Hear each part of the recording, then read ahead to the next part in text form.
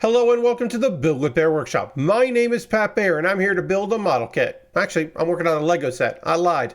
But I'm here to work on a Lego set. I'm also here to hang out with all of you. And I'm going to start things off by throwing the Bear Cave, the Lego to the Scythe, the Tier 2 blue emote into chat. If you are currently a subscriber, you can reply with those emotes. If you are not yet a subscriber, you can say hi. You can use other people's emotes. If you feel like being a lurker, well, you can go ahead and lurk. That's also totally cool. Lashbrook is here. Hello, Lashbrook. It is a Monday. It's the last day of the month. So it's our last stream of the month, which doesn't really mean anything. Like the first stream of the month, which is tomorrow, I think maybe makes more sense. I got demos to play. I'm going to just plug that right here. Tomorrow is Steam Demo Day. Hey, Lord Crashington, welcome. So yeah, I have 5 Steam demos ready to go. Will we get to all of them? Probably not. Will I be okay just abandoning one pretty early if it doesn't make me interested? Yes. Yes, I will. But yeah, that's tomorrow. I took some suggestions from people, and I also had a couple that I wanted to look at. But yeah, we'll look at some demos. That'll be a good way to start off the month, because July is tomorrow. The year is half over, and that's weird. 2025 isn't moving like really quickly for me, for my money, but it is moving. It's trucking around a little faster than I would have thought. Anyway, let's go to the overhead camera. Here's the overhead camera. You can see we got this. We are working on the Surprising Spider Lego 3-in-1. The full title, Lego 3-in-1 Wild Animal Surprising Spider, working on the Scorpion, and then we'll also work on the Viper. If you haven't seen a 3-in-1 before, I'm going to build a kit, I'm going to take stuff apart, then I'm going to build another kit, all with the same Lego pieces. Lord Crashington has redeemed the dance button. Did that not? That should have been an alert, right? We should have had an alert there, right? I have those set up for that, don't I? Maybe I don't have the dance button as an alert, but I thought I did. Huh. All right, whatever. I don't know. I don't know why that didn't work. If it is, I don't remember if it is. Anyway, thank you for using your channel points so that I do a dance. This is the last night that we will hear this song, and then next time I hit the dance button, there'll be, or another day, there'll be a new song. Thanks for using your channel points right off the bat. Maybe I don't have an alert for channel points. I don't remember. I don't know. I'll have to investigate. If we get any bits and coins or subs or anything like that, it doesn't pop up, then I'll know. But thought there was.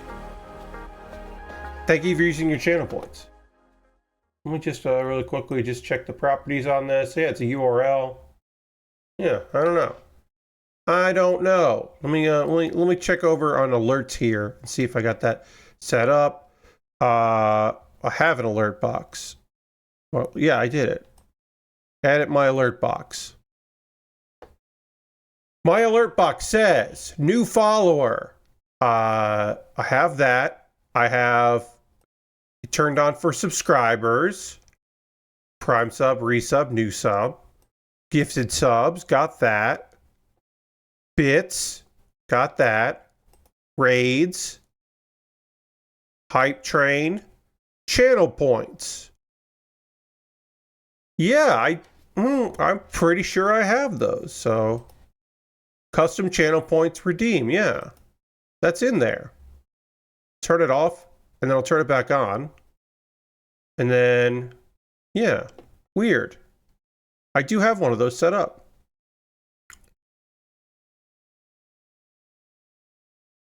I'll copy that. Go into my browser source, properties. Delete that. Change the URL. I don't know. Weird. I don't know why it wouldn't show up there, but it didn't. Preview options. Huh. I don't know.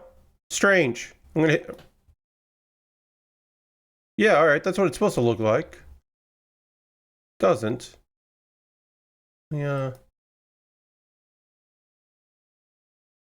Weird. Let's see, channel. This is not something I should be doing right now. All right, I went to set a test alert and it didn't show up. So something's going on with my alerts where they don't show up now.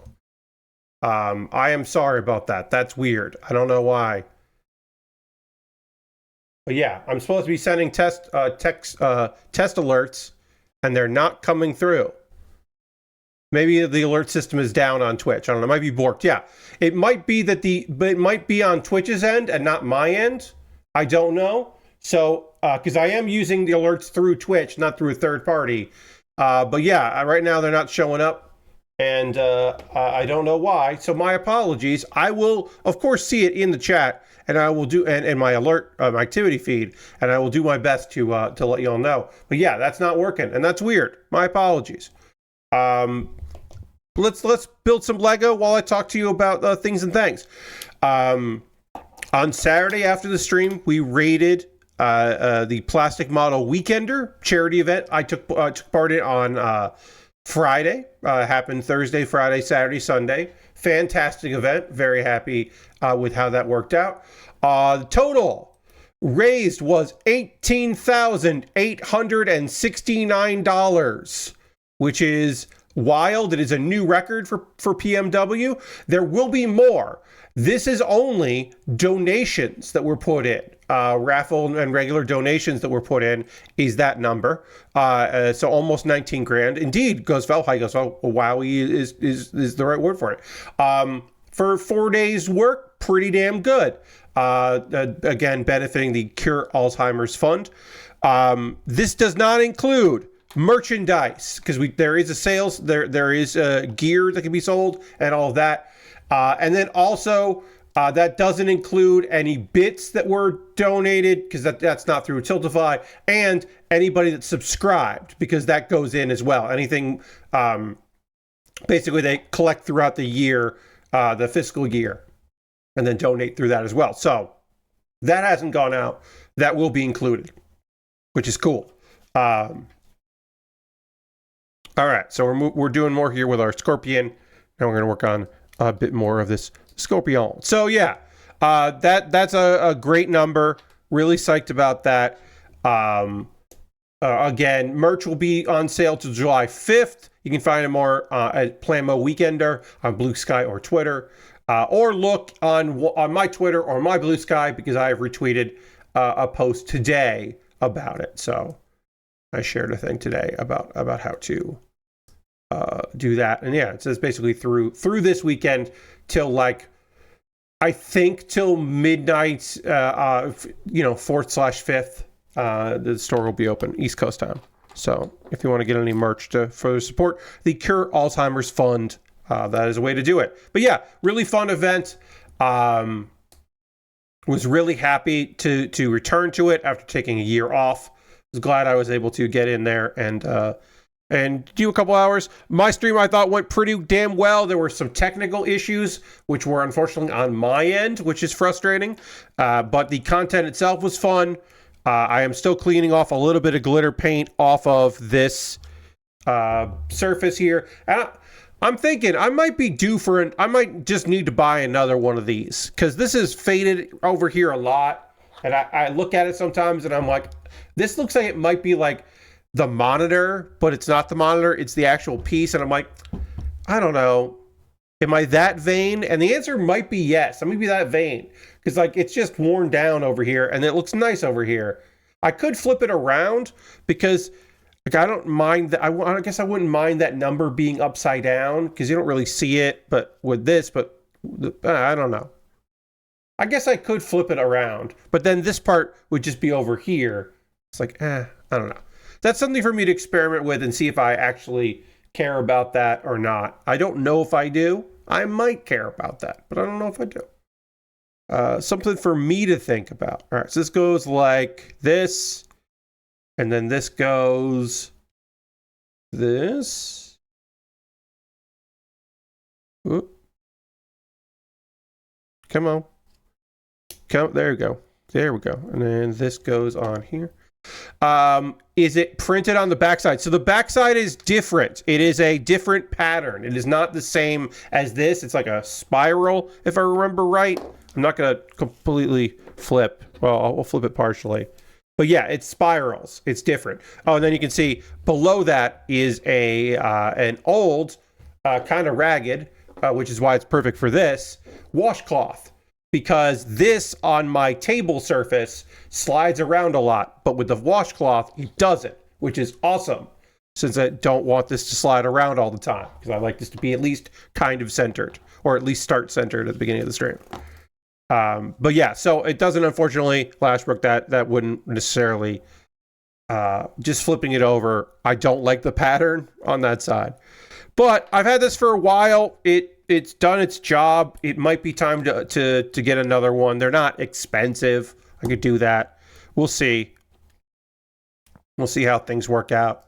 I have a few things to take care of in July. I do have to, speaking of July, we'll talk about this now. I'm not going to get too deep into it, but please save the date. July 19th at 9 p.m. Eastern. That's a Saturday. It's a normal stream time. 9 p.m. Eastern, normal stream day, normal stream time. That none of that is weird. The thing that's happening on that particular stream is we'll be celebrating my 8 years of streaming. My actual 8-year anniversary of the very first stream that I did will be actually on July 20th. But that's a Sunday, and I'm not going to stream on a Sunday, so I'm going to do the 19th. We're going to celebrate on the 19th. Your friend Pat, just a ridiculous amount of years, if I'm being honest. Just like so many years of doing this. Kind of wild how many years I've been doing this thing. So, I should also make a note here. Wait. When is this? Sorry, I just realized. I won't say exactly what I'm doing. I did figure it out. It's been in the back of my mind, not like in the forefront, but like in the back of my mind. I've been thinking like, all right, I gotta fucking figure this out. I gotta figure out like when I am going to like actually do this. Like when is this happening?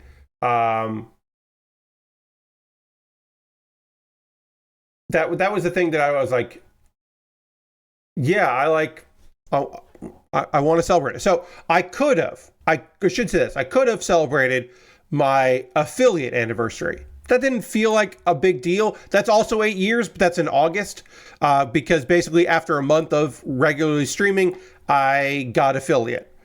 But like to me, that's almost like celebrating the fact that I'm not partner, which like, of course I'm not partner. That makes sense that I'm not partner. I'm not out here being like, oh, this is bullshit, whatever. But it's a reminder that in 8 years, I have remained an affiliate, and like, it's been consistent, but it hasn't like gotten where I would have liked, which was like, yeah, partner would have been a thing, especially when I started doing this when I still had a full-time job.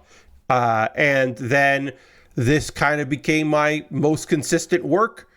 And it's like, I still really appreciate all of this, but like, I don't know. Partner was never necessarily the goal, but it is a reminder that I haven't done it. So maybe instead of thinking about that, I should instead just celebrate that I've been streaming for 8 years consistently, where like the most time I've ever taken off is like when I've gone to like PAX, when I've gone away for long weekends and I didn't want to stream, or like I worked when I went to San Diego Comic-Con, I only streamed once. When I did New York Comic-Con, when it worked Anime NYC, I didn't stream at all. I think I streamed that, excuse me. Yeah, I didn't stream it all that week. I streamed like that Monday and Tuesday and then took the whole weekend off. Because I was just like, I'm not going to mess around when I was doing that work. And also, I lost my voice that weekend, so it was a good idea that I didn't try to stream as well. All right, so we've got some legs on here on our Scorpion. Now we got some other legs with some cool colors. This is a really vibrant Scorpion. I really like that. I like the whole vibe of it. Lord Crashton says, haven't gotten banned yet. So that's an achievement. Yeah, accomplishment. Yeah, I've never been banned. I've never had my account suspended or my affiliate like questioned or anything like that. I've been consistent on that. We have never, knock on wood, been hate rated. We have had some instances of people who are coming in together to cause mischief, slash being assholes. But we've never had a coordinated effort from like complete utter garbos, like like a full garbage raid. We've never had that kind of situation. I've only had to ban like one person in chat who I think was not a bad actor. They were just not, it was just not going to work out. And I, for my own just, peace of mind, they had to go. But generally, people that have not enjoyed their time here have just not enjoyed their time here and have left on their own. I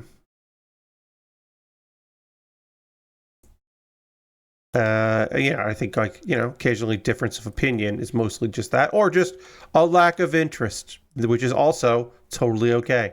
But yeah, so 8 years. I'll be starting my 9th year at this because I started July 20th, 2017, which is weird. Weird to say, but that's true. Yes, thank you, Akito. But yeah, for the first 2 years, it was just a thing that the first couple months was just an hour. It was like 2 hour, or it was hour and a half, and then became 2 hours a week. And then that grew to doing it twice a week. And then my Wednesday streams, which are now my Tuesday streams, were once a month, and then every other week, and then became every week. My Monday stream, like this stream right now, originally was in the afternoon, and then it became very late at night. I originally was supposed to be in the afternoon. Then it became like after work. Like when I got home from work, I could do it because my internet connection was really bad. And then I just stuck with it being late at night. And then I got laid off. And then I just kept all of those shifts as was and made Monday nights the same. Which is why, if you've ever wondered why when I print out or post my schedule for the month, I say the time, even though the time does not change. It's always 9 p.m. to 11 p.m. Eastern. I always include the time for each shift, where I could just say 9 p.m. to 11 p.m. Eastern, and like if there was a different time, I would mention it. I do it every time because my schedule used to be Thursday, 10 p.m. till midnight, Saturday, 10 p.m. till midnight, and then it became Thursday and Saturday, 9 p.m. to 11 p.m. Or yeah, and then Thursday was Thursday for a while was 8 to 10. So I was doing 8 to 10 on Thursday, 9 to 11 on Saturday, and then Monday was like, for a while there, it was like 3 to 5, because then I could just leave and go to work. And then it was like, I think I was doing midnight to 2 a.m. because I could get home by midnight on Mondays. So it was the days were kind of the same, but the times were really different. So I had to like prep for that. Sorry, I'm just going to move my chair here a little bit.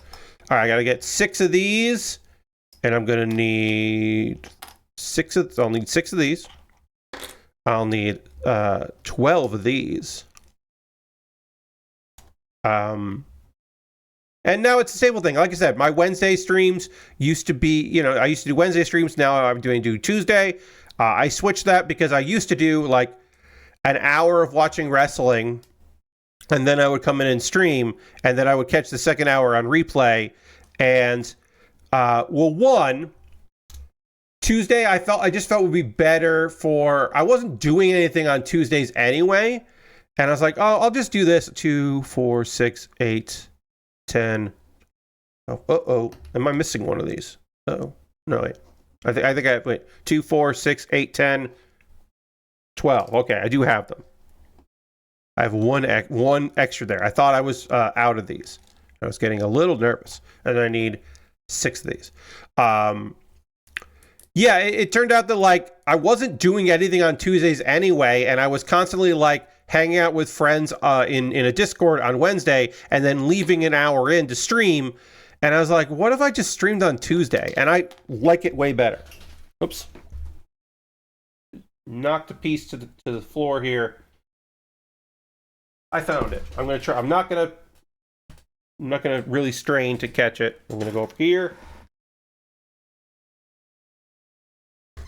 Luckily, it fell easy for me to grab with my foot there. So I need 2, 4, 6. Okay, 6 of these. What was the thing? Oh yeah. So it worked out. I think Tuesdays work a lot better, and then I have a hangout with friends because I do enjoy this quite a bit. I know that like there's a couple people that Wednesday worked a lot better than Tuesday. Tuesday doesn't really work for them, and I get that. But also, if you're gonna miss a stream, don't. Now, if you're gonna miss a stream, miss any stream. But my game streams, I think, are probably the ones that are definitely missable. It does mean that when I do my Pat Baer's Anime Club recordings, it means that they don't go live to everyone for like 6 days, and it always in those 6 instead of 5 days, which is unfortunately a big difference. A lot of times that Wednesday afternoon, like the day after I record those, is when like a bunch of information gets revealed. And then we find out like, oh yeah, that show is getting something. I just had that happen to me today, actually. A show that I'm going to be talking about for Pat Baer's, for Kuma Baer, because this month I'm talking about my favorite shows from last season. We just found out that a show is getting a dub. Just announced it's getting a dub, and I found out after I recorded the video, so it won't be part of the video, which is a shame. It's in the description, but people don't really read the description on shorts. I thought that could have been way worse. 3, 6. That flew out of my hand, but didn't flop anywhere, which was really nice. All right, I built 6 of these. And then we got to attach them here. We got to get our scorpion's going to have some legs. Give these scorpions some legs. But yeah, it's all worked out. I like my schedule. I am not financially in a position where I could have like stream. This is weird to say. So I'm not going to get too much into the money, but I could add another stream a week. If I wanted to add another build stream a week, I could figure it out. I could find another day. I could figure that out, right? It wouldn't be hard to do. Right now, it would mean there would be a day, like a back-to-back day, which I don't really love. But I could work it out. I could figure that out.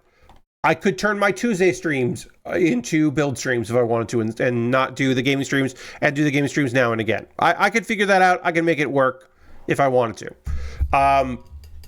Except for the part where I don't have the funds for that, because model kits have gotten more and more expensive over the years, which is valid and understandable, and not too much of a bummer, but they're more expensive than they used to be. I have been doing this long enough that my backlog is low pretty consistently, and I don't think that 2 more hours a week would equal that much more subscribers or patrons or members on my YouTube. It wouldn't balance. The scales wouldn't balance. I should be very clear. I appreciate you all so fucking much. The scales are not balanced now, but they're manageable, right? Streaming doesn't pay for streaming. What I do, the things that I have chosen to do, which was model kits and Lego sets, and then now gaming once a week.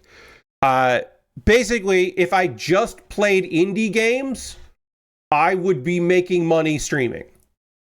I don't know if everyone would be here for it, because my gaming streams do not do as well as my model kit building streams.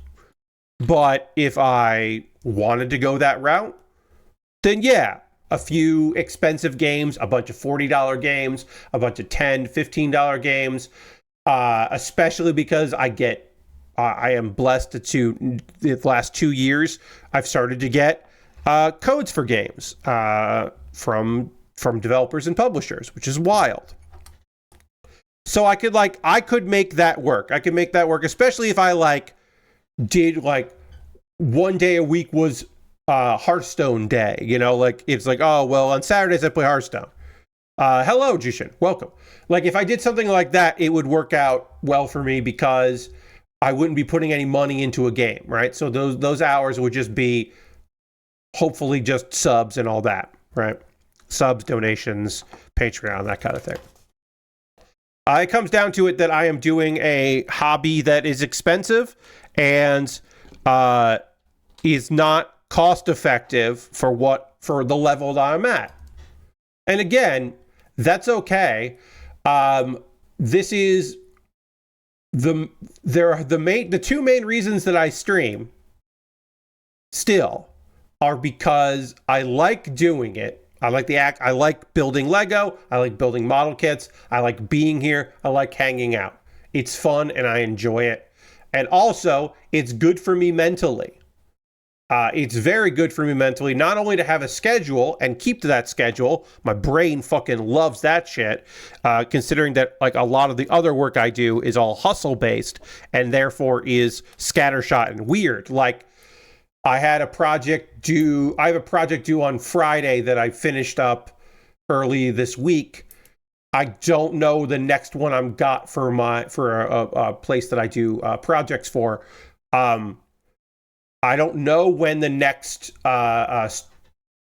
I know they'll have me. They'll have me in July. I'll be doing work in July, but I don't have another one lined up yet. I'm waiting to hear from them. I might not do any work for them next week. I don't know. Too much of that is really bad for the way my brain operates. So if I can have some consistency, that's really great. And two, I don't know. I like posting. I like presenting. I like doing this work. I like having a community.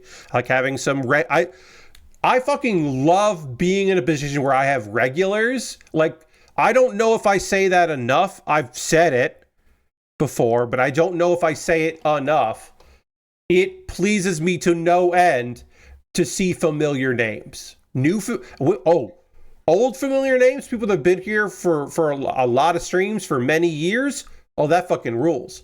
Also, people that are here for like a couple months and then like I start seeing that name like every week for like a couple months. It's like I've become part of their routine. Ooh, love that. Justin says, do you paint your model kits like your Gundams? And it says, nice to be here. I appreciate that. Welcome. So no, I don't do any painting. I have had some experience with airbrushing myself, but I don't have a setup for that. And I am currently I work out of my bedroom for my day job stuff and also for this. And so if I was going to paint, I wouldn't be doing it in this room. I would be doing it in another location, and I probably wouldn't stream from that location. And it might be something that you know what? Never say never. But right now, I do not do any painting of my kits. I don't have the setup for that. Now, I have on now 3 occasions, I have covered model kits in acrylic glitter paint. I have that right here. I have done that on occasion, but that I wouldn't call that painting. I would call that messing around more than anything else. You should just subscribe to Tier 1. Unfortunately, my overlay alerts are not popping. I don't know what's going on with that. I will investigate on my own time tomorrow. But thank you so much for subscribing to Tier 1. Let's throw the Bear Cave, the Lego to the Scythe, the Tier 2 blue emote in chat. I don't know. They worked before. Let's throw some emotes in the chat. It's one of those things that sucks because I don't know if it's Twitch, because I'm using the Twitch alerts, or if it's my own setup and I just have to redo it. But they're not popping, and that's weird. It's weird they're not popping. Oh, that's not popping either. But that's fine. Yeah, so I don't know. I don't know why my my alerts overlay isn't working. I did try to mess with it a little bit. It's strange. I don't even know if they were working on Saturday. I don't remember if they were working on Saturday. So it might have been, I turned them all off. I don't know. I don't know what happened. I have one. I'm looking at it. You know, I'll turn it off and then I'll turn it back on. Maybe that'll fix it. I don't know. I'll have to look and see what's going on. I'll have to do it off stream and not now because that doesn't make any sense. But yeah, we just noticed that it wasn't working, and that's annoying because they were not hard to set up, but I was happy to get out of Stream Elements and not use Stream Elements anymore. So I don't know. So, couple of news stories here that we can talk about. This sounds like bad news, is actually good news. It's one of those rare things. This piece of news here, definitely, at first I was like, oh no, that's a shame. But it's like, oh, actually, that'll be fine. So, pastemagazine.com, an actual magazine that is also a website. I'll refer to it from now on just as Paste instead of Paste Magazine, because it's weird to talk about a website that's Paste. Last question about model kits, asked Yujin. You ever tried doing initial D model kits? I have. I have done both the snap and the more common glue variety. I have liquid cement right here for those, because initial D kits are car models, right?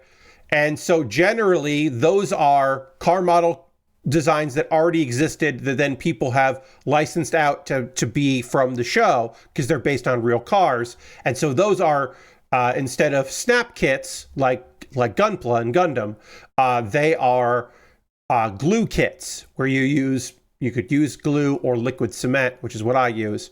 And those are great. I don't want to pretend like I'm an expert when it comes to using liquid cement. I've definitely messed up. I definitely have one car in my collection where there is a thumbprint on the clear plexi plastic that is, the windshield, because I was using liquid cement and unfortunately got some on my finger and then applied that. And so there is a little imprint of it's very faint. When it was all together, you couldn't see it, but I was learning experience. Okay. Be careful with that, because you don't want to get liquid cement on your fingers and then rub your thumbprint or your fingerprint onto plastic. So there is a little bit of wear and tear there, but or discovery. But yeah, I like those kits. They're fun. The nice thing about using liquid cement is it slows you down, right? Because you have to adhere pieces of plastic together. Sometimes tiny pieces of plastic have to adhere together using the cement. So it does force you to slow down a little bit instead of rushing your way through something. And so you're less likely to make mistakes that way, in my opinion. So Paste Magazine. You may know Paste Magazine for their pop culture stuff. They've got a lot going on out there. Variety of things, including video games. For the past 15 years, Garrett Martin has led that. It's been a lot of freelancers in there, but also staff, regulars from Paste. Well, that's over. Paste gaming thing is done. There won't be, on pastemagazine.com, you will not be able to see coverage of games. And old coverage of game stuff isn't on the site anymore. And that does sound bad. It sounds like, oh, what the fuck happened? But that's because, good news, starting tomorrow, there's a new website that is owned by Paste that I don't know what it is because they didn't say what it was. I assume it's probably something to do with Paste Gaming. But basically, they're branching gaming content. It's so part of the Paste Media family. It'll be games, anime, theme parks, and all kinds of immersive and interactive entertainment. That's a quote. And all of the Paste game coverage will be there. Assistant editor will be there. A bunch of people, still Paste people. Basically, they're just getting a new site to do more stuff, which sounds cool. And I hope it goes excellent for them. Paste apparently, from all reports, pays well for their freelance stuff. So hopefully this will continue. Hopefully the new site will do well for them. Instead of it just going away, it moving to its own site sounds pretty damn good. because it could be way fucking worse. So that was like I said, some news that at first seemed bad, but is not bad, is actually pretty good. And yeah, that sounds pretty damn great.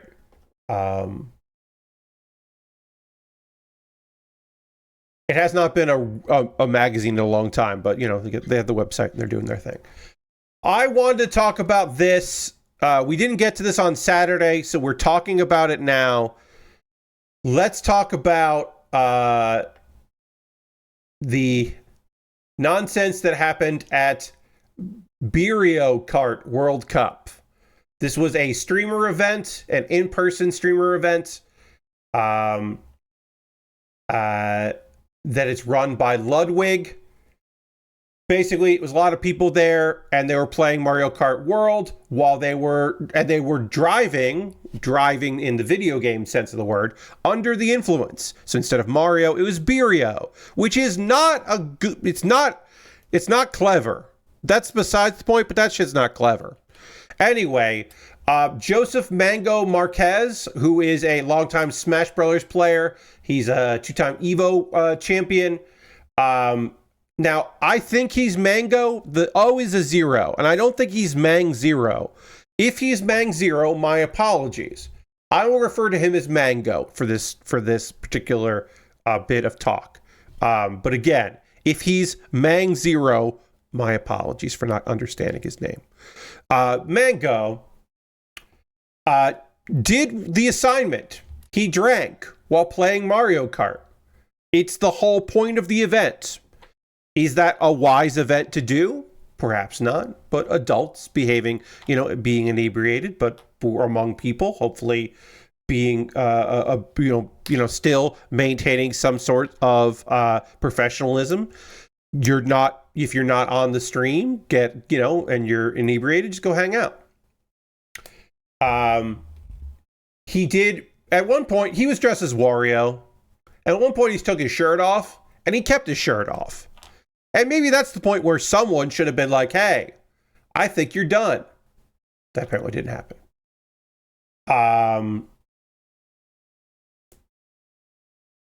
So,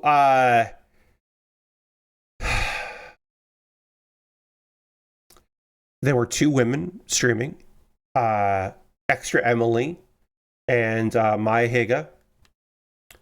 And at one point, our man, Mango, who was not part of anything at the time, started dry humping behind Maya. Just drunken nonsense behavior.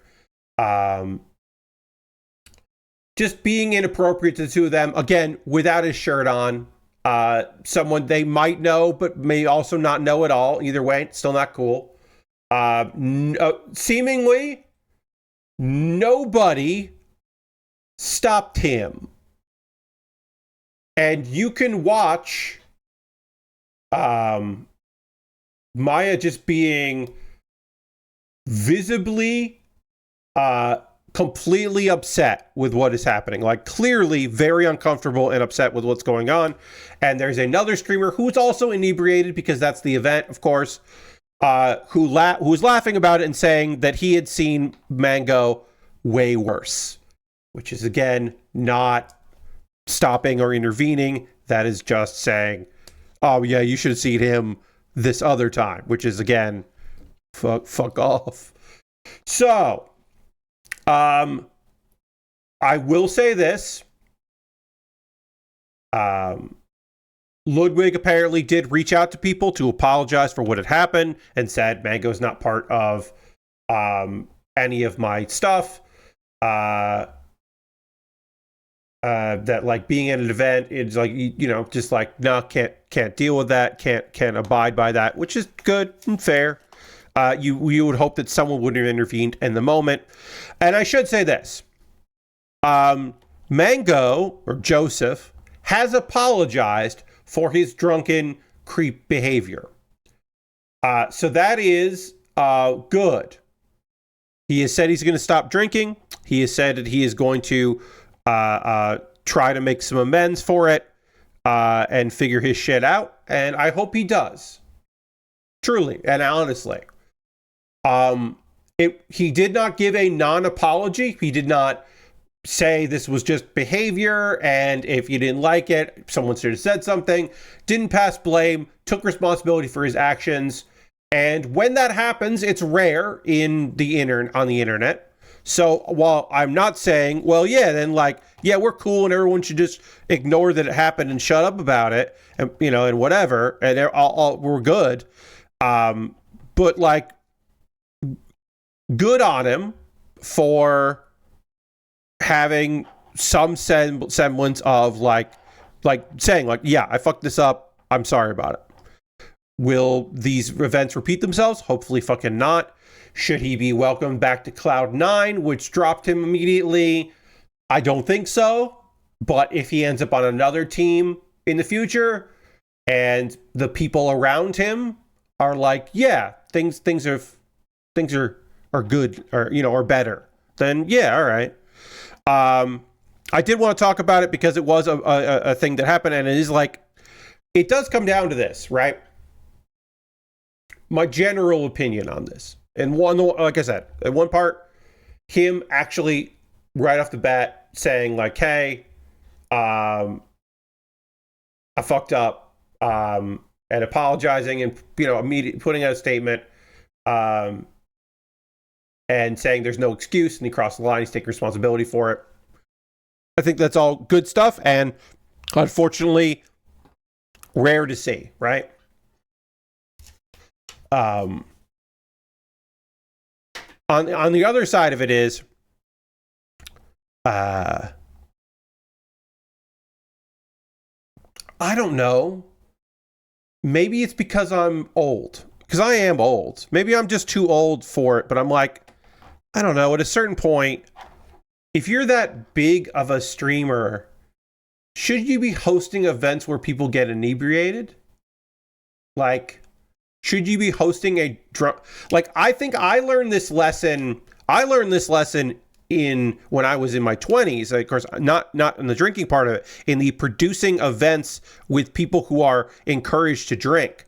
My old job had, we did some drunken things for St. Patrick's Day, where we would have, the idea was that an hour before the show, 4 groups would start drinking, and then you would see the people that had been drinking throughout and the people that drank but then performed early. So as the night went on, the performers that came out would be more and more intoxicated.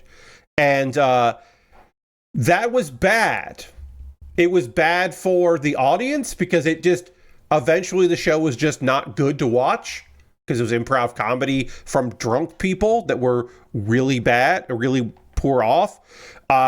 There was instances of people that needed assistance, the performers who were just not in any condition to look after themselves physically, and then also in one instance emotionally.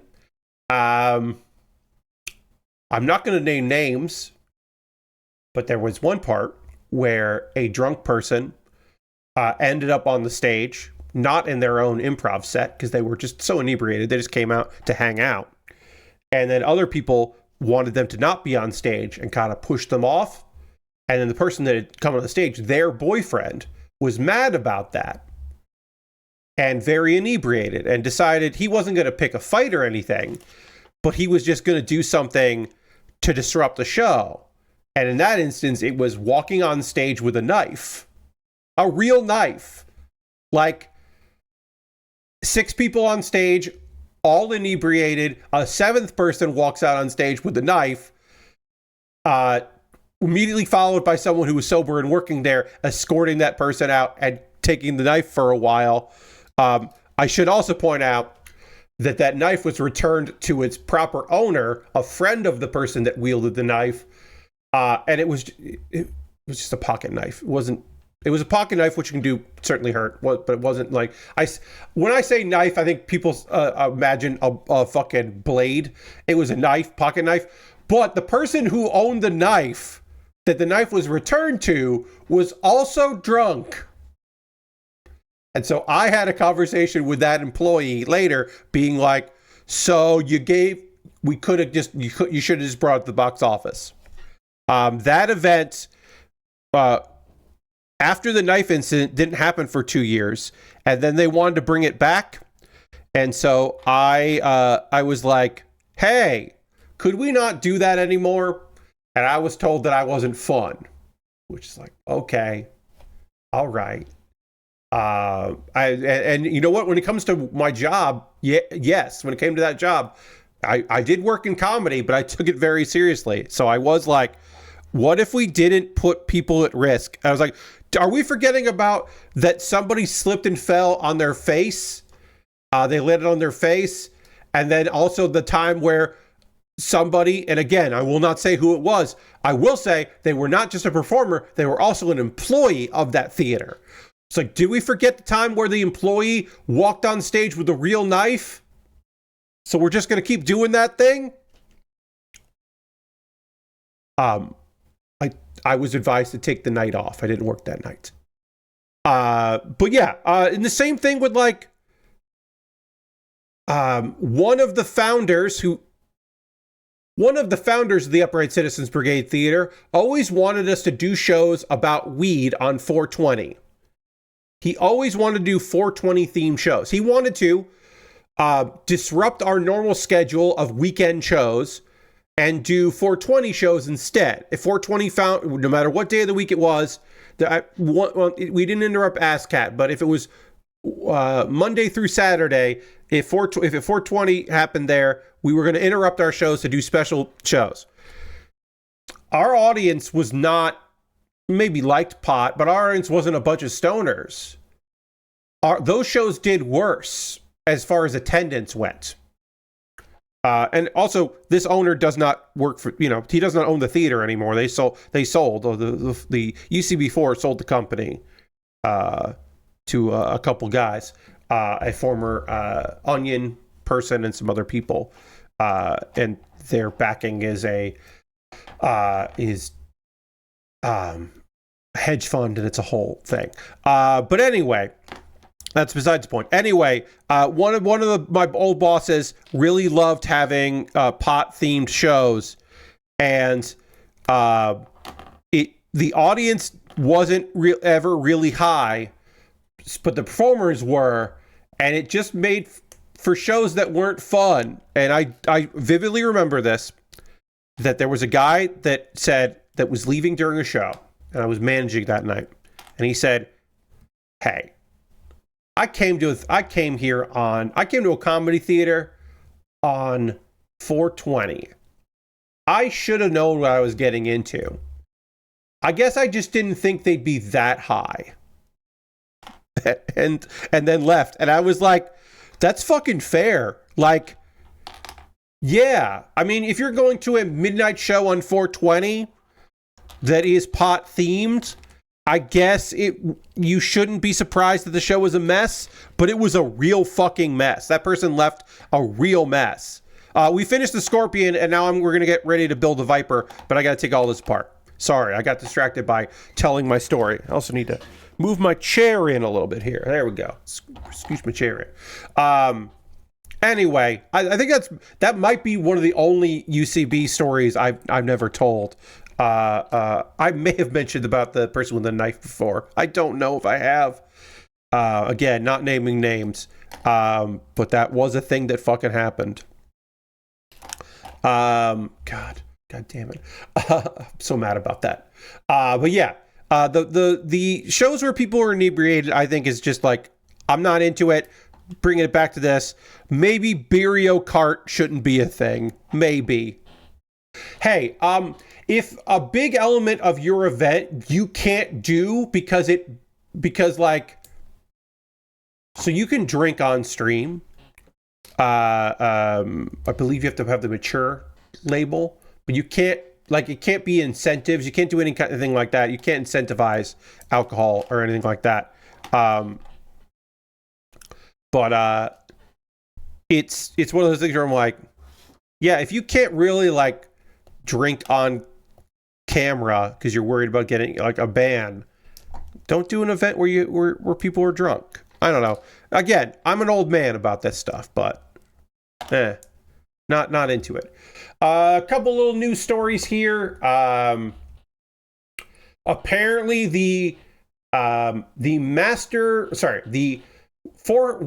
40K Space Marine Master Crafted Edition was announced in May. That is the 360 game. This is the Space Marine. This was the upgraded version of it, upscaled to 4K. Apparently, the PC port is a fucking bummer. Is apparently runs really well and is just shitty. It has a lot of negative reviews. Sega is offering people refunds. It's so bad that Sega was like, yeah, we'll give you your money back, which is a real shame. Bugs, ugly UI changes, and then also matchmaking issues because an element of Space Marine is playing, multiplayer.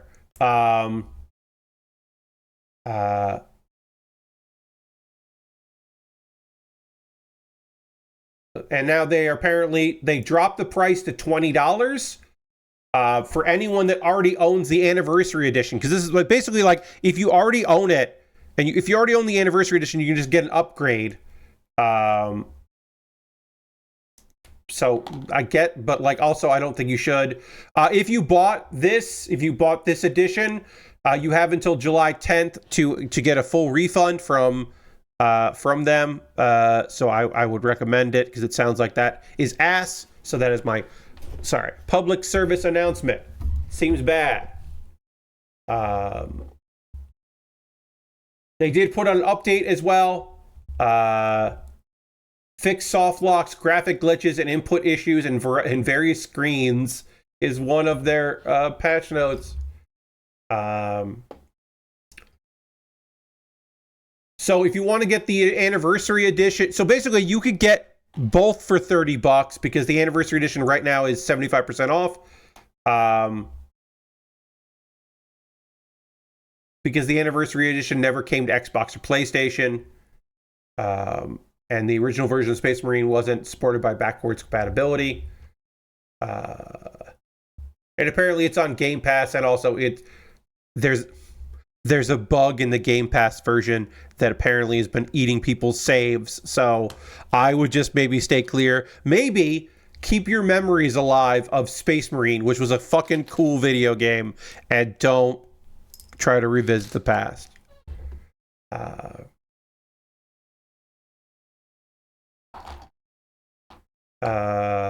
Played early today, shut down the game like I always do, turned it back on today, only to be greeted with missing save for campaign.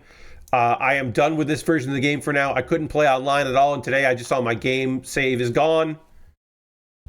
And of course, refunds aren't available for that platform.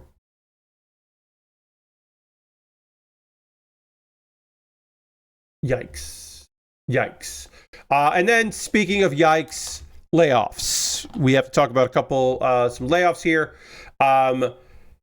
Myst developer Cyan Worlds. We talked about them before. The last time they had layoffs. Looks like they're going to have more layoffs. This is 3 months after they laid off half of the company. They are laying off more people, unfortunately. Another round of layoffs in Cyan, I should say. Update our previous shared skeet to reflect folks still looking for opportunities. This is 12 more employees have been laid off. Again, 3 months after they laid off half of their staff, they have laid off 12 more people.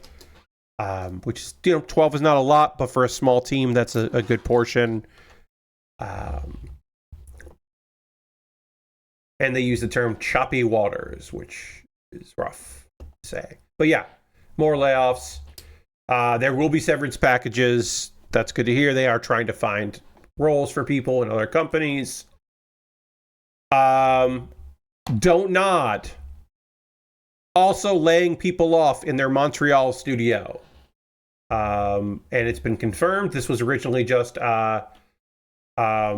reports via LinkedIn. So, just LinkedIn stuff, chatter, people posting things and all that. And then it was later confirmed.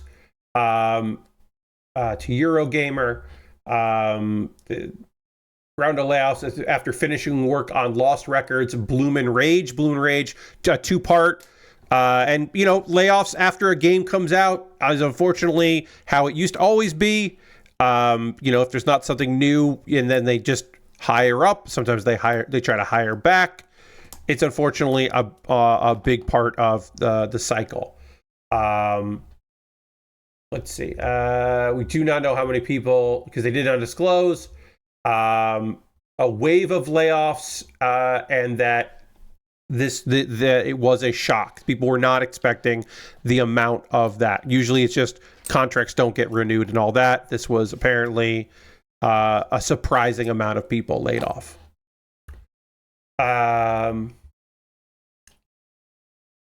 There was a quote from principal cinematic artist Mary Pollitt, who said, "Although I was anticipating this dreaded fatality that is now a habit in the industry, it came to me as a real shock.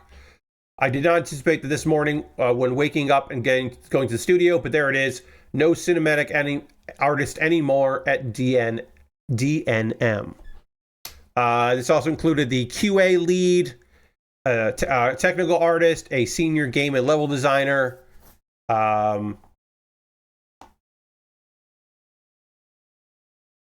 and a few of them said they were surprised they got the game shipped at all.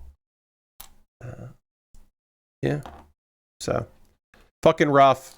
My condolences to folks that have lost work there.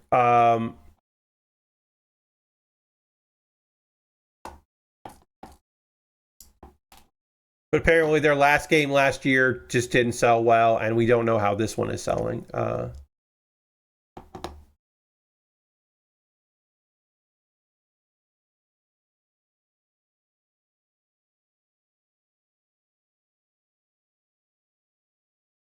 And I don't really want to talk too much about Alters, the Alters developer, the folks that make Alters 11-bit.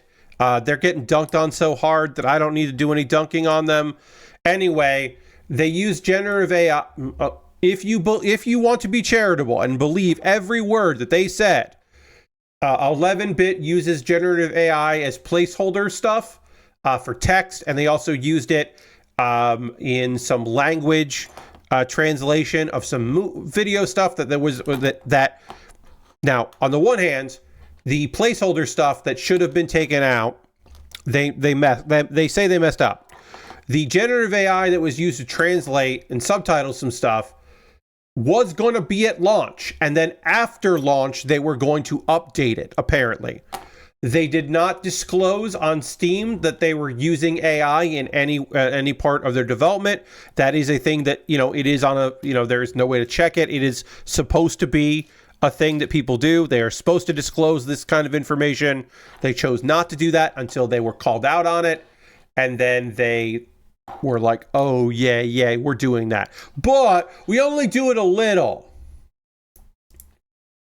There has been plenty of discourse about this on Blue Sky, and I'm sure on Twitter, but I saw it on Blue Sky. The prevailing thing that I will just say about that, which I stand by, is all of the developers that say, we make our placeholder art bad on purpose, so that way it's there. You do bad placeholder, so it's there, and it gets caught. Like, if you're doing stuff that is almost good, then it might not get caught by QA. So don't use it. Just use placeholder stuff that is very obviously placeholder, so you don't catch strays like this. It's just real shitty.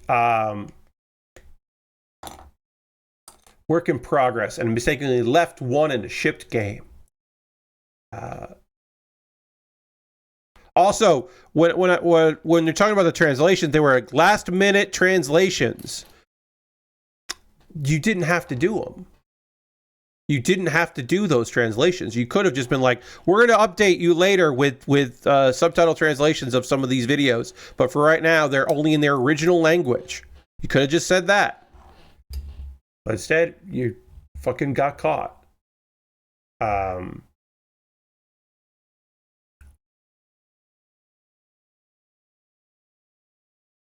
do not know if, as of right now, they have disclosed. I cannot tell you. Actually, you know what? Honestly, I can do a little investigative journalism right now.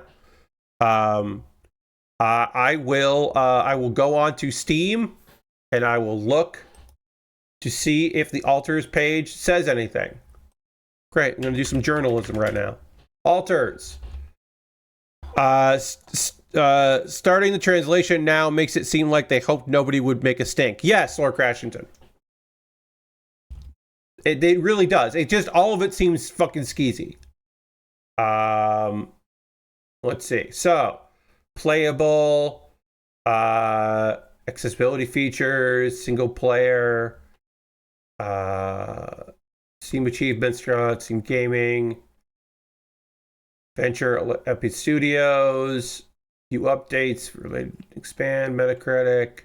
Yeah, does not mention AI in this, which they are required to do, but apparently have not. They have not disclosed on their Steam page. Real rough out there. Few people I know already have this game apparently. It did release last month, so now, you know, this is down now when people are like, hey, what the fuck's going on here? Overall, very positive reviews, you know? People do review it. Obviously, there's some negative stuff in here. Definitely people here.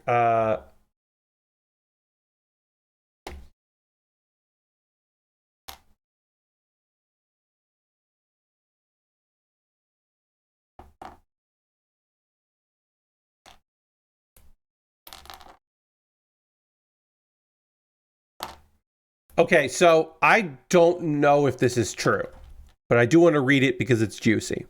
I have not verified this. This is a not recommendation from someone that says, but worst of all, the translation has major problems with AI. So far, I noticed Russian, German, and Portuguese all having lines straight up saying something like, sorry, I don't know how to translate Moulin. Can you give me more context as to what that means? Or just prompt text instead of actual lines.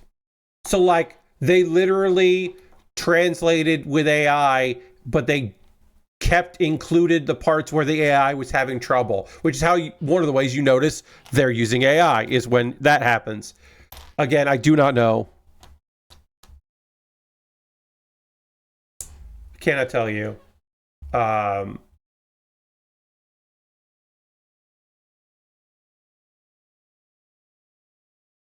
Yeah.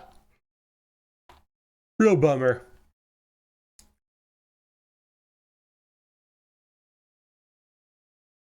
Just weird. Just a weird fucking whole thing. Like, also, their statement wasn't like, we won't do this again. Their statement wasn't like, we've learned our lesson. We now really understand how generative AI there's no place in, none of that. Just like, oh, that wasn't supposed to make it into the final version. Our bad. And yeah, we used AI for the translating because we just didn't have time to do it the other way. We didn't want to miss our deadline for the translations. And it's just like, okay, none of that is a really apology or like a promise to do better or be better. That's just excuses. That's just like, hey, we did this. Stop being mad at us, please. Please don't ask for refunds or please tell your friends to please recommend this. Like, that's all it is. It's just like, hey, stop being mad at us. That's all that is. It's frustrating. Anyway, we got to work on this Viper, which we'll get to in just a moment. Before that, it's time for the pause for the cause. And then I get to be mad about an anime and then pretty positive about another anime, but I'm going to be mad about an anime.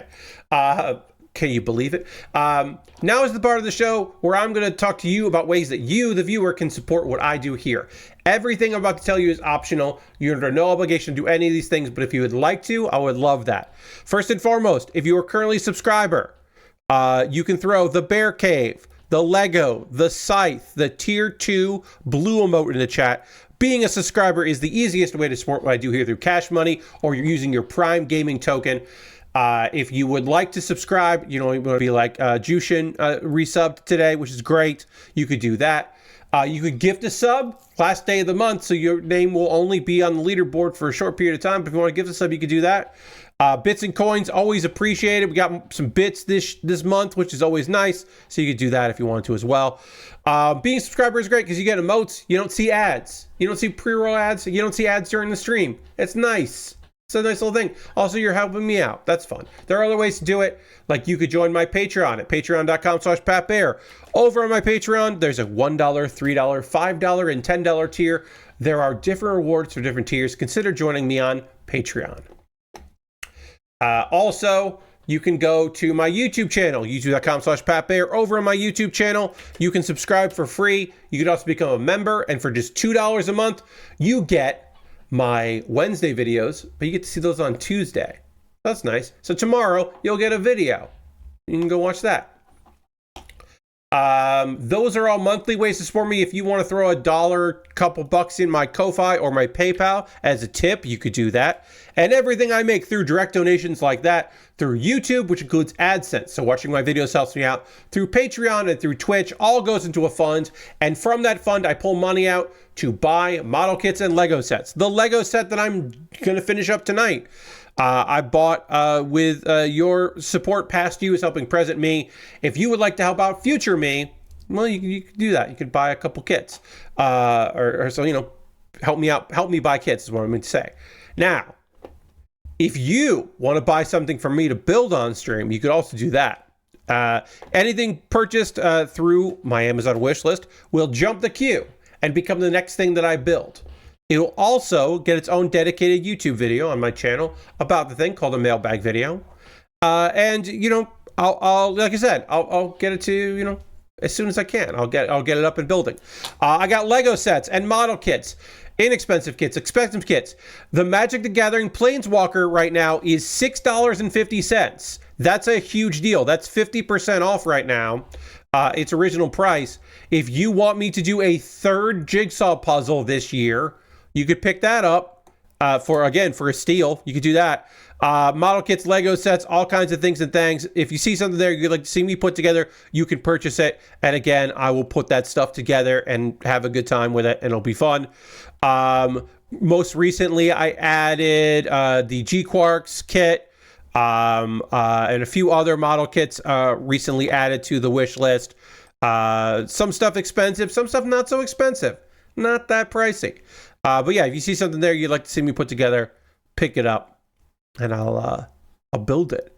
Other than that, let's see. My alternative to Amazon is I have a wish list on Throne. So if you want to buy something from Throne, you could do that. And if you want to support me financially the most convoluted way possible, you go to USA Gundam Store. USA Gundam Store, you can get a gift card. They will send you an email with a gift card code. Then you can send me a whisper on Twitch or a DM on Twitter or Blue Sky or Mastodon with that gift card code. And then I will use that gift card code to buy something from USA Gundam Store. And then it'll act just like you're sending me something, just like you bought me something from Amazon.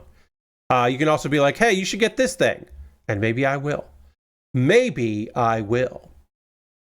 Sorry, I have to check one thing real quick. Oh, that's fun. Sorry, that was just somebody sending me a nice message, which I will reply to them after this is over. If you want to support me, but you can't do it financially, or you don't want to do it financially, you can join my Discord. Got a lovely Discord. You're welcome to come hang out there. We'd love to have you in the Discord.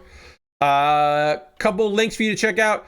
Pat Baer's Anime Club, the most recent one, is my wrap-up of the spring anime season and my preview of has started right now, summer anime season. It started. I have not watched any shows yet. I will be. We'll talk about new shows on Thursday, but right now, we're going to wrap up in a couple minutes with old shows. And then Kuma Baer is my weekly anime recommendation series. And for the month of June, I talked about mecha shows, because it's my birthday month and mecha series rule. So I talked about a really fun series called The Flower of Rinne, which is a lovely, lovely show. It is a slice of life that also has action. It is about girls that are in a club at school where they help other clubs. And also, there's an intergalactic war happening in the background, and they pilot their mechs to hopefully facilitate intergalactic peace. A lot happens in it. It's great. It's really fun. So you should check that out if you want to. Watch me talk about it for a minute. All right, we're going to talk about some anime in just a second. I do need to drink some water. I am in need of water. And I have to get back to working on this Lego set and dramatically transition to that. That's going to happen right now.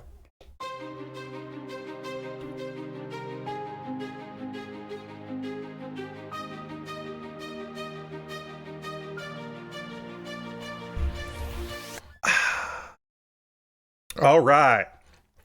Let's talk about the 13th and final episode of Lazarus. Okay, so at the previous episode, there was a fight between our guy Axel and Soryu. Previously, there was an assassin. This whole series has been about, we need to track down Dr. Skinner, who is going to kill everyone in this world that took this wonder drug that he made. Of course, there's more to it. We've kind of been unraveling the pieces of that. Soryu, the assassin, who's only been in the last 4 episodes, sends a challenge to Axel. Meanwhile, Abel gets Schneider arrested, so that the inner American politics stuff kind of goes in there. Apparently, Schneider has been developing a bioweapon using Hapna. Hapna is the wonder drug. So was Skinner doing all of this so that would get exposed? Maybe? Maybe that was why? Anyway, so there was the wonder drug.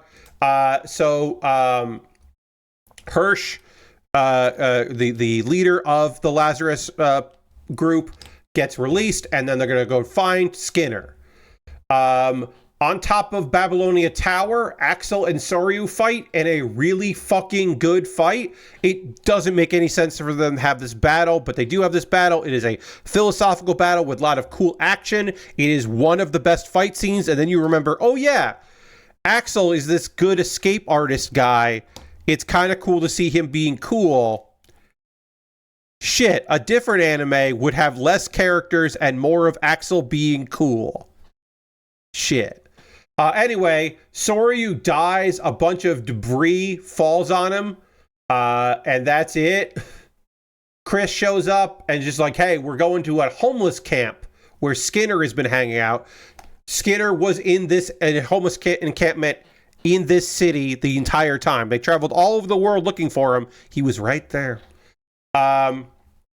Apparently, Skinner knew about Inscom, the group that was doing the bioweapon, knew about the bioweapon, and apparently, before he launched all this, he tried to sneak out a sample of it. And at an airport, there was a confrontation, and the sample got released. This is in the past. And a bunch of people survived because they had an immunity to Hapna, this wonder drug. And so they will survive even if the cure doesn't get passed around. They will survive. And those people are all the people in the Lazarus fucking project. All the Lazarus people are immune to Hapna. All of these fuckers. They were all there coincidentally.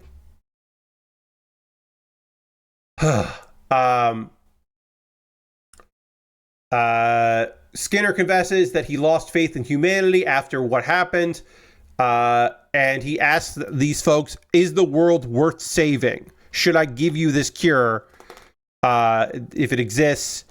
Because, when they found him, finding him was supposed to be the way to get the antidote And he's like, should I even save the world? Which is weird that he was like, this American military organization tried to turn my wonder drug into a murder weapon, so now I'm going to kill everyone that took the drug. It's drastic and weird, but okay. Anyway, he's convinced the world is worth saving.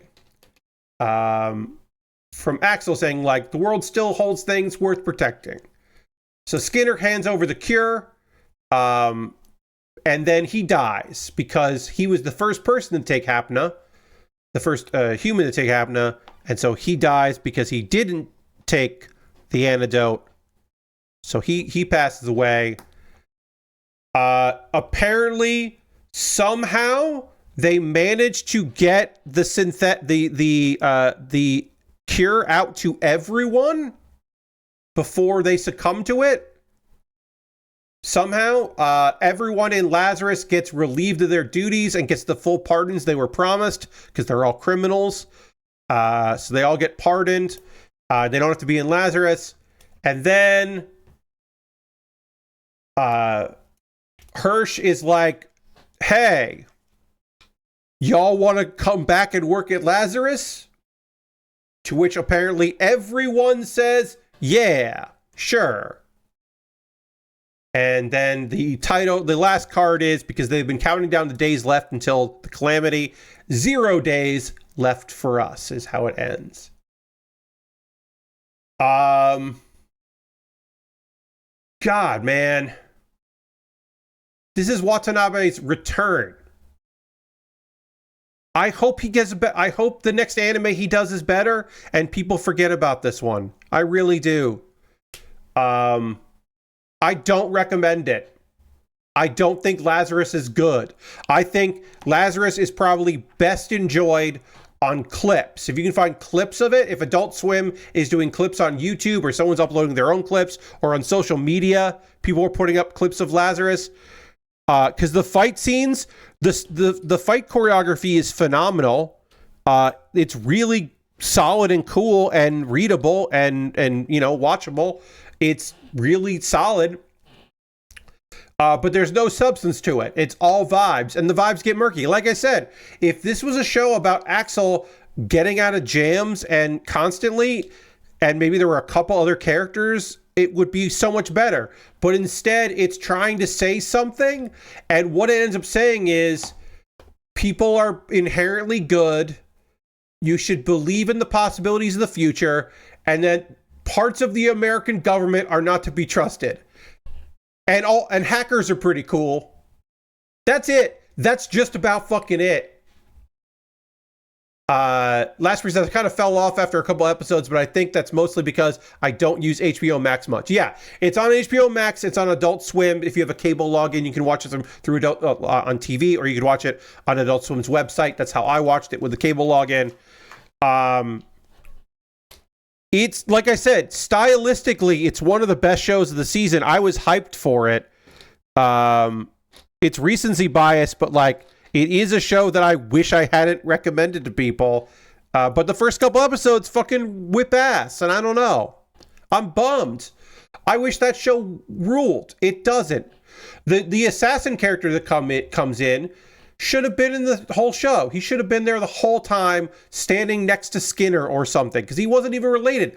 One of our main characters' major conflicts in this thing was fighting a guy who was introduced in episode like 9 that wasn't even part of the main plot. He was part of the subplot.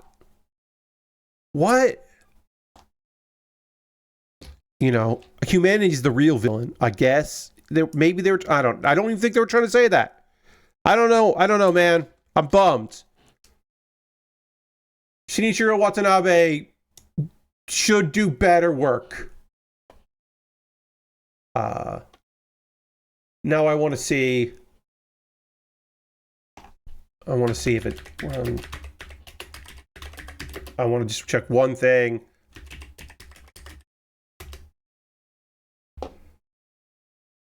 Let me see how season 1 of Lazarus is doing on Rotten Tomatoes. I never fucking look, but sometimes I'm feeling punchy and I want to look. Wow. critics 91, audience 71. That's so my guess is that's critics who reviewed the first like 4 episodes, because critics got a bunch of episodes at once. Like I think they got 4 or 5 episodes. So I'm assuming that's not seasonal review. That's reviewing the first couple episodes, because 91 is fucking high as shit. 71 makes a lot more sense to me. That the audience, the popcorn scale is at 71%. That makes sense to me. Yeah. 91% all critics. That's got to be the first few episodes, not the whole season.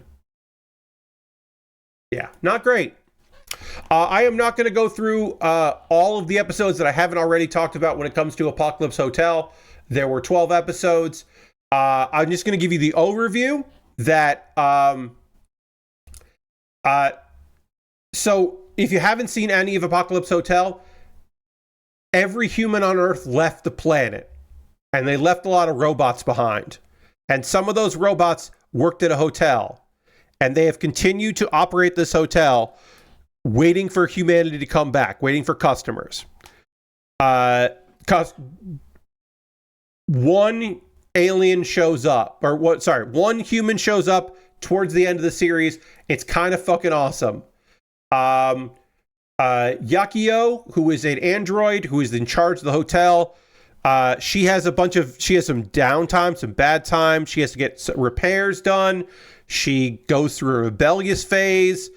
Her life kind of spirals. It's kind of wild.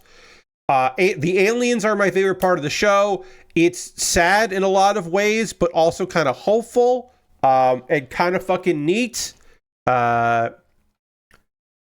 It is depressing in some instances of it, but the characters are so lively, even if they're robots, they're still very lively, that it's totally worth it. This is a hidden gem from this season. I don't know how many people are going to be recommending to you Apocalypse Hotel, but I think it was fucking phenomenal.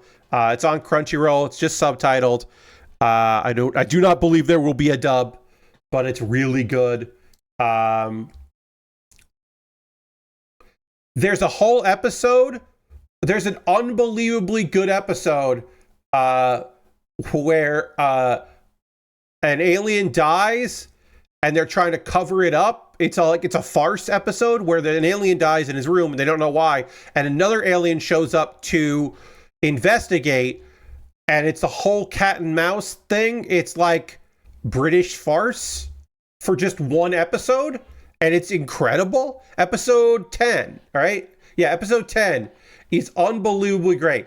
And it's directly after a funeral in a previous episode, which is many years late in between, because this hundreds of years happen through the course of this 12 episodes. But in this particular episode, it's like the next episode. So it's like after a like very touching, very poignant episode where there's a funeral and a wedding, and it's lovely.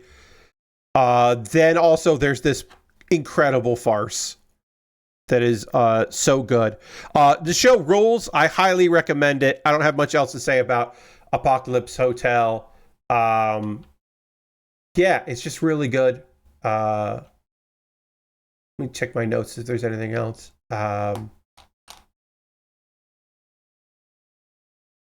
Oh yeah. Halfway through the show, she gets stranded in space. And it's just dealing with that. Just dealing with her stranded in space. The main character. It fucking rules. I really, really liked it. That's Apocalypse Hotel. I highly recommend it. If you're catching up on stuff from last season, it's one of my favorites. I will recommend it next month.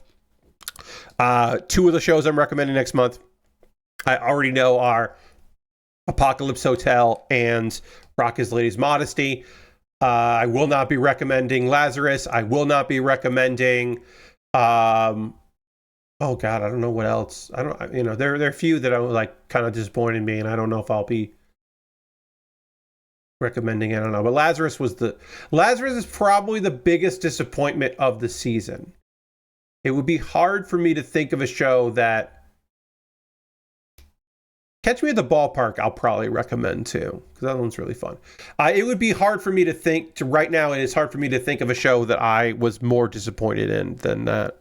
There are a few that, like, didn't hit for me. Like I was disappointed that I am disappointed I didn't like Gundam more than I did, right? But I don't think the show was necessarily a disappointment. It was just rushed. Like, it's disappointing there wasn't 2 seasons for the show, or it wasn't a 2-core, 24 episodes. It's disappointing that they crammed it all they wanted to do in 12 episodes, and they didn't respect scope properly. Like, that's disappointing, but I don't know if the series as a whole was disappointing, because it was still pretty fucking good. I don't know. So I don't know if I'll be recommending Gundam. I might. I don't know. We'll see. I certainly didn't really love the ending, because the ending felt like it should be 3 episodes. So it's rough. It's rough to say that was great, but it wasn't bad. All right, that's my anime talk. I'm going to have new anime to talk about on Thursday. I am not sure what I will be talking about there. I can do a kind of a bit of a preview here. Because I'm not going to talk about sequel series, so let's see. Is there anything on Sunday or Monday that started I want to talk about? Not really. Nothing started there. So, was there anything today that I should have watched? No, there was nothing today. So tomorrow, I'm going to watch Reborn as a Vending Machine. I don't think I'm going to cover that. So there's nothing. Dan season 2. I might be covering Dan. I might be covering Dan. I haven't decided yet. I'm gonna watch the first episode of Omnio Kaiten Rebirth Verse. Did somebody? Yeah, Crunchyroll picked that up. They didn't give it a different name. It's Omnio Kaiten Rebirth Verse. Because it's an isekai, so I kind of want to watch it. So it's a original isekai. So I'm intrigued to find out what's going on with that thing. So I will probably check that out. And again, Dan probably covering. Let's see, Water Magician. I'm definitely watching. I don't know if I'm going to be covering that. I have not decided yet. And then I don't know if I'm going to cover. I don't know if anybody's picking that up. I don't know. Call of the Night season 2. I won't be reviewing, but I will be watching. So yeah, I don't know what I'm going to be talking about on Saturday, right off the bat. Yeah, I don't know. I gotta figure this stuff out. And kind of figure out what I want to cover. Private Tutor to the Duke's Daughter started. I don't know if I'm going to cover that. Oh, With You in the Rain. Oh, I think I'm going to cover that. I think I'm going to cover With You in the Rain. Because that just looks so fucking cute and cool. That's the one about the girl that gets tricked into adopting a tanuki. That seems really good, so I might cover that. We'll see. We'll see if that is something that I want to do, but I don't know yet if I'm going to. I didn't even realize Private Tutor started. Private Tutor started this past weekend, so it's up to episode 2. I don't know if I'll cover that. I might cover that. I might be covering that. I don't know. Just check this out real quick here. See if. Yeah, I might do that. Oh, you know what? I think it's one of those things where maybe it's not on Crunchyroll yet, but it was released on it was on. Okay, so I think maybe it's just out a week early. I don't know. So maybe the first episode didn't air yet. I have to see. I'm looking to see if it's on Crunchyroll right now. But there is a a thing on the first episode. So let me just see here. Hold on one. Sorry about that. I shouldn't do this now. I should do it later. So I don't know if it popped up for me on Saturday. So maybe it's not out on Saturday here. Let me see. Nope, the first episode did air. Okay, it's one of those where it's airing first on the internet and then it's on TV a week later. That's what it is. Okay. Yeah, all right, that's fine. That's why the first episode's out there. That makes sense. That makes way more sense. I might be covering that one because it's something that I am slightly interested in. So at the very least, I'll at least engage with it. Now is the part of the stream where I want to hear from you, friends. What are you watching right now? What are you playing? What are you up to? What are you into? What do you got going on? I'm still playing Firebreak. I played Firebreak yesterday for like 5 hours with my crew. We kind of rotated. I played with a bunch of different people. There was breaks involved. I don't want to say I played 5 straight hours with the same 2 people, but Firebreak is very popular in my multiplayer crew because a lot of people from that crew played Left 4 Dead together. Like I said, this crew started with Halo 2. And people have come and gone and more people come in, and we basically rebuilt ourselves. Left 4 Dead kept us at a really small, Left 4 Dead 2 kept us a really small crew, but then Halo Infinite came out and a lot of people kind of were just like, I want to play video games with people I know a lot that are like older like I am. And so we like kind of rebuilt ourselves, and then a lot of us played Helldivers, some of us played Space Marine 2, some of us played Marvel Rivals, some of us played like a bunch of different things. People come and go throughout, but right now a bunch of us are playing Firebreak, and I'm liking it. It's an approachable one of these. It's not. I've said this previously. I will keep beating this drum. I wish it was weirder. It's not as weird as it could be, but it is a cozy one of these, and that's not a word that gets described for these kind of things, I think. But yeah, I'm having a good time with it. I think the balance patch really did help, and I think I'm going to stick with it for a while. I'm having a lot of fun with it. It's a good time. I still haven't played with randos. I bet if I played with random people, I would hate the game. I would not like the game as much as I do. But since I'm not playing with randos, it's great, and I'm liking it. While I wait to see if folks that want to tell me what they're up to and what they're into, I will say that I'm also playing Hearthstone. Got a new expansion coming out next week. So the week after, I will do a Tuesday stream playing the new Hearthstone, and I'm looking forward to that. I hope people will come by and see me do that because I think it'll be great. Well, if you don't have anything you want to share with me, I'm interested in this. Do you think? No, you know what? No, don't worry about that. I'm gonna do it. So, All In is coming up soon, the 12th, and it's starting at 3:00. So there'll be a pre-show before that. Do y'all think it'll be done in time for me to stream? If the main card starts at 3 p.m., will it be done by 9 p.m.? Will they do less than 6 hours? And if it's still just 5 hours plus pre-show, will I still want to stream that night? And I'm going to. I think I'm going to stream. I'm not going to take the stream off. I would do it if it was at night because I want to see All In. But if it's during the day, I'm like, I kind of think I'm just going to watch all day and then, stream that evening. I don't know. But there was a part of me that was like, what if you just took that night off? I don't know. Oh, I knocked over a piece. And, here it is. But I was thinking, I'm like, what if I fucking didn't? What if I didn't stream that night? Like, I don't think I'm going to be out of it, but I might be I'm going to be exhausted because of wrestling. Here's the thing, right? The actual honest thing. Lord Crash says, I've been playing Death Stranding 2 so far, and it's really fun. Nice.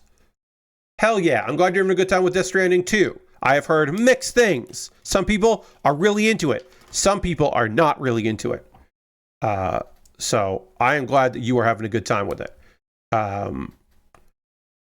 So here's the thing. If Jon Moxley retains the AEW World title, am I going to want to stream? Am I going to be so invested? And if Hangman Adam Page wins, am I going to be exhausted? And I think I can do 2 hours after watching wrestling from what will most likely be, look, if it's a 3 p.m. show, my guess is that the pre-show will actually be 2 hours and won't be an hour and a half. So I bet that pre-show starts at 1 p.m. It might start at, but even if it doesn't, it'll be at 1:30 p.m. I don't think they're going to do, I think it'll be done by 7. I think they're going to do like 3 to 7. That's my guess, which is still a lot of fucking show. But I think it'll be okay. I don't know.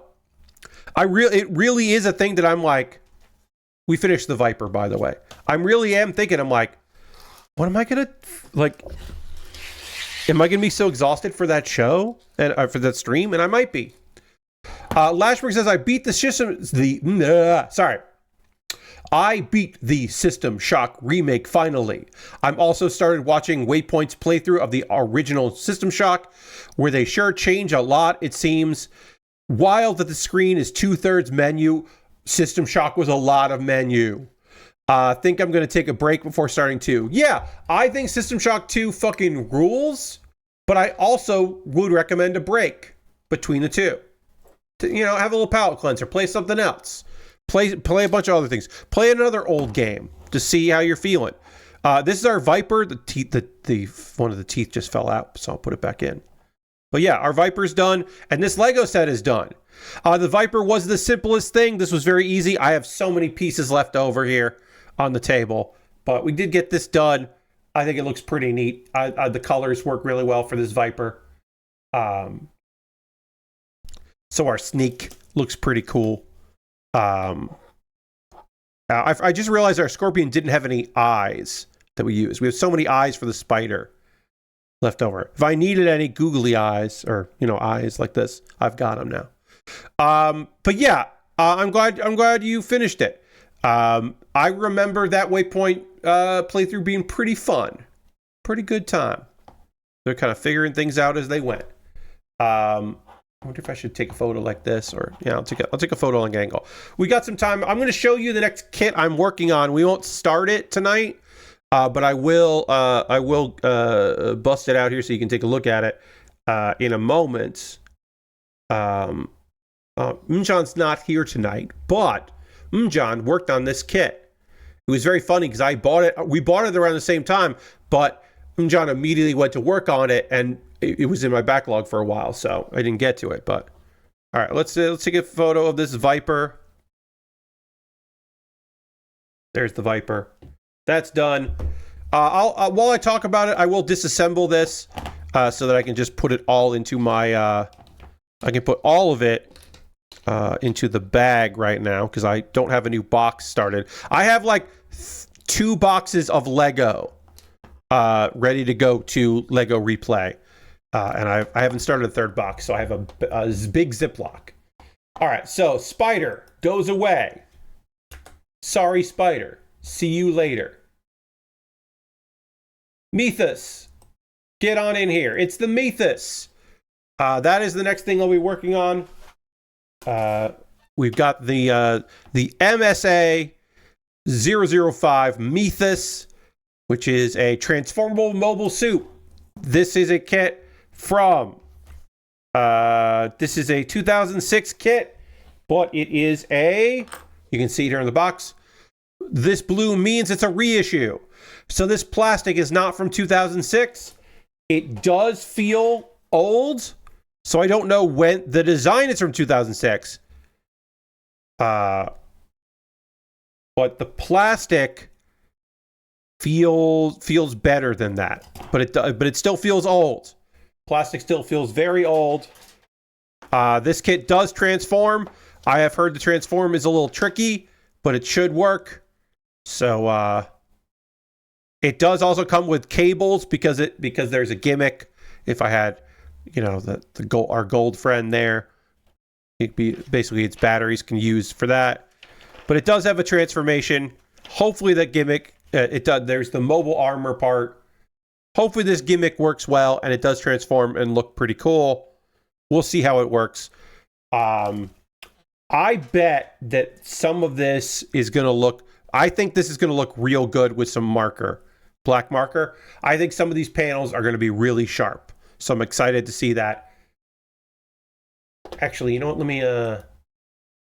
Let me turn down the contrast a little bit here.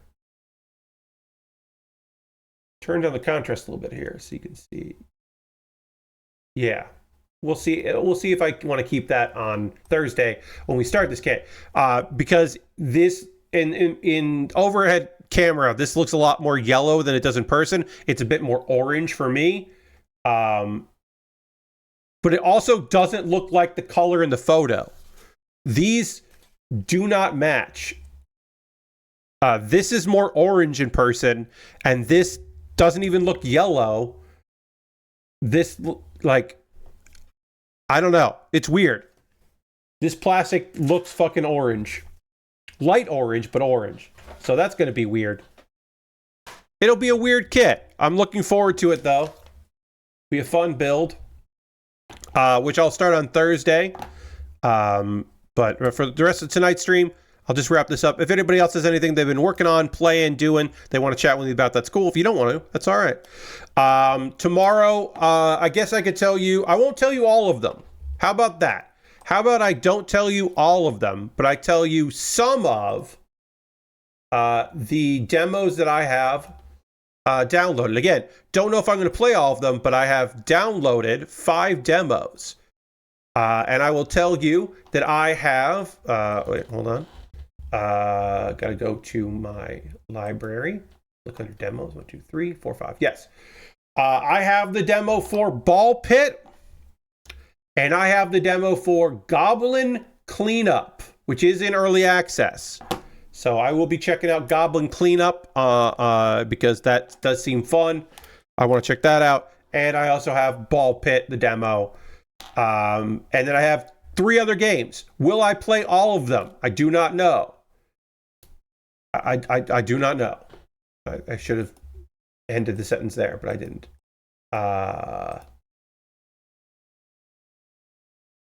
There's a summer sale going on Steam. Right now, nothing has really stood out to me. Interesting, because on stream, that plastic looked primarily yellow. Yeah, it's not. It's like orangish. It's not a bright orange, but it's definitely brighter than what it looks like on stream. Because I have my contrast way up to compensate for the lighting in here. So I could configure this even more. I take the contrast down and up the brightness. Yeah, that, like, I'm going to up the contrast here. That gives you more of a... It looks a little bit more orange that way, but not much. I don't know. Yeah, it just looks different on stream. But I'm gonna boost the contrast up here because it brightens the whole thing, and I don't think it really changes too much. Yeah, there's a bunch of stuff. There's some sales going on. I was checking my wish list today to see if there was anything. I never did buy to a T. I still thinking I'm going to get that. I gotta wait on money stuff, but I do think I'm probably going to get to a T at some point because that did look very fun, and I would like to play that. I never picked up Spray Paint Simulator because I just the second demo made me go so I never ended up picking that up. Root Trees Are Dead is on sale right now. I did pick that up. That's on sale. Let's see. Anything else? Yeah, Goblin Cleanup is in early access.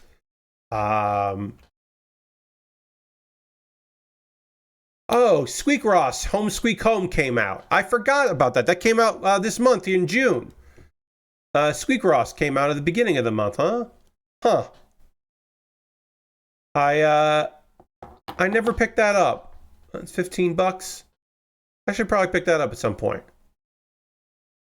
I do like Picross, so I could see myself getting pretty into that. That might be a fun stream game, maybe. Maybe that'll be a fun stream game to play that. That could be. There's a demo. We're not looking at the demo. Squeakross is great. Yeah. I might have to pick that up at some point. That does seem very neat. Oh, okay. Oh, it's on sale with there's a bundle with another game that has a mouse in it. I'm good.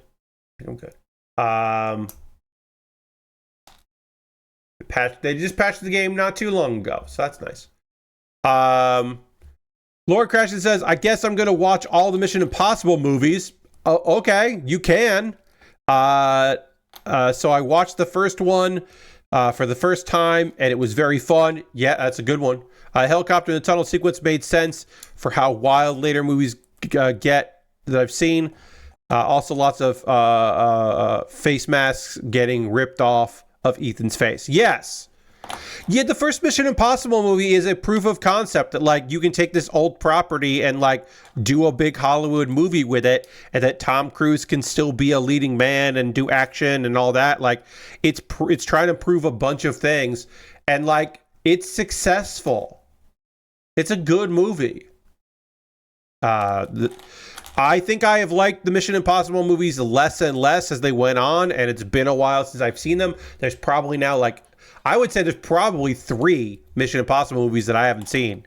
At least 3. Because it's been a while. But, yeah, I like the Mission Impossible movies for, quite a bit. The early ones. Some good stuff in there. Great character actor stuff in there. Lots of good supporting roles. Just like, yeah, good times. Also glad that John Voight got fucked up. Yes, that's so. Yes.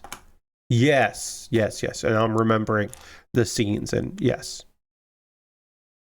Does get properly fucked up.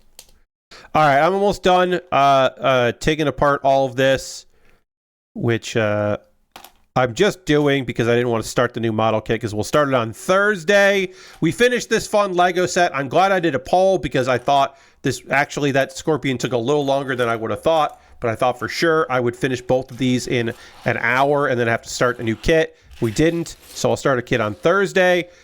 But that is going to do it for tonight's stream. Reminder, my next stream is tomorrow at 9 p.m. Eastern. As I just mentioned, it's demo night. So I'm going to be playing a bunch of Steam demos. I want to do that more. It's been a while since I last did that. I've got to get, I don't want to say I got to get better at that, but like every other month, right? Like not every month. I don't want to say like, oh, the first Tuesday of the month is demo night or whatever, but like more often I want to play demos because I think that would just be cool.